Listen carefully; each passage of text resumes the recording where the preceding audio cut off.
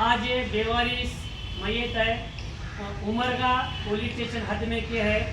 आज तीसरा दिन है। आज इसकी अंतिम विधि हम कर रहे हैं यहाँ पर। ये हमारी पूरी सेवा आधार की टीम है।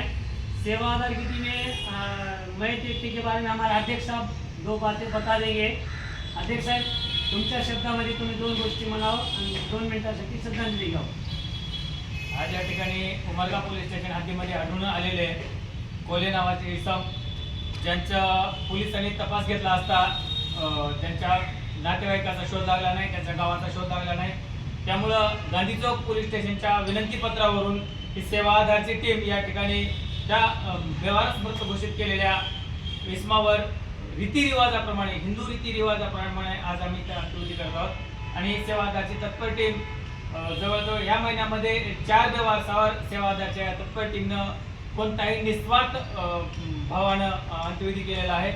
आणि याच्या पुढं मला एक गोष्ट सांगायची होती, जे कोणी सेवा आधार टीमच्या नावाने बाजारामध्ये, मार्केटमध्ये दाणी लोकांकडून पावत्या फाडून पैसे घेत आहेत, अशा लोकांपासून शहरातल्या लोकांनी सावध राहावे।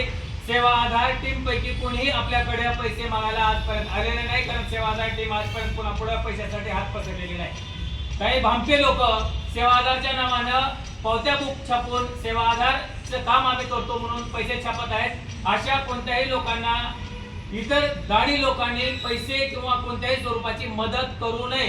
असं जर काही असेल, तुमच्याकडे कोणी जर आलेला असेल सेवा आधारच्या नावानं, तर कृपया सेवा आधारच्या टीमशी संपर्क करावे आणि जवळपासच्या पोलीस स्टेशनला संपर्क करून अशा लोकांचा जो 420 पणा चालू आहे तो 420 पणा उघड करावा, ही मी सांगायचे आहे। आणि सदरील बेवारसाच्या मृतात्म्यास शांती मिळावी म्हणून मी सेवा आधार परिवाराला विनंती करतो की आपण 2 मिनिटं शांत राहायचे।